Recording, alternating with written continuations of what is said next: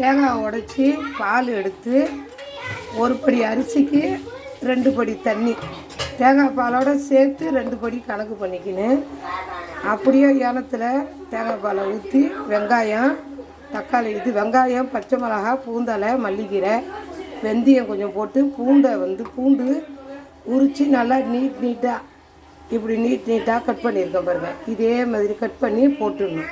போட்டு உப்பு போட்டு அப்படி ரேஸாக கொதி வந்ததும் அரிசி எடுத்து போட்டுடணும். போட்டு அரிசி நல்லா சோறு வெந்ததும் தண்ணி நல்லா வற்றின பிறகு டம்மில் விட்டுடணும். இது நம்ம எண்ணெய் நெய் ஒன்று கூட போடல, எதுவுமே போடக்கூடாது. தேங்காய் பாலோடு சேர்த்து ஒரு தேங்காய் நல்லா பெரிய தேங்காய் போட்டிருக்கேன். தேங்காய் பாலோடு சேர்த்து 2 படி தண்ணி கணக்கு பண்ணிக்கணும். ஒரு படி அரிசிக்கு 2 படி தண்ணி பாலோடு சேர்த்து அப்படியே தால்ச்சா வச்சாச்சு. வெள்ளிக்கிழமை இன்றைக்கி தால்ச்சா.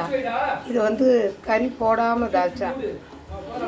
ஆட்டு கறி முள் கிடைக்கல, அதனால் கறி போடாமல் இதை நம்ம மொட்டை தால்ச்சான்னு சொல்லுவோம். அது மாதிரி மொட்டை தால்ச்சா வச்சாச்சு. நல்லாயிருக்கும். மொட்டை தால்ச்சாண்டாக்கா நீங்கள் வேறு ஏதோ நினச்சிக்காதீங்க, கறி போடாததுக்கு அப்படி சொல்கிறது. நம்ம இந்த கோழிக்கறி அப்படியே நம்ம உருளைக்கிழங்கு ஒரு உருளைக்கிழங்கு போட்டு 100 ரூபாய்க்கு கறி வாங்கினேன். ஒரு உருளைக்கிழங்கு போட்டு அப்படியே கிரேவி மாதிரி வச்சுட்டேன்.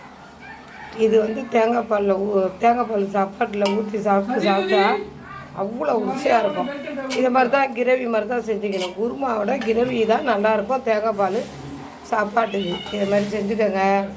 எல்லாம் லைக் பண்ணுங்கள், ஷேர் பண்ணுங்கள், கமெண்ட் பண்ணுங்கள். பருப்பெல்லாம் ஊற்றியாச்சு.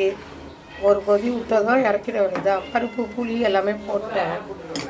சோறை டம்மில் விட்டுட்டா வேலை முடிஞ்சிடுச்சு. பிள்ளைங்களுக்கெல்லாம் ஸ்கூலுக்கு பேர பிள்ளைக்கெல்லாம் சாப்பாடு எடுத்து வச்சுன்னு என்னோடய பேர பிள்ளை 3 பிள்ளைவா வராமையே எட்டை தவிச்சிக்கிட்டு நிற்கிது.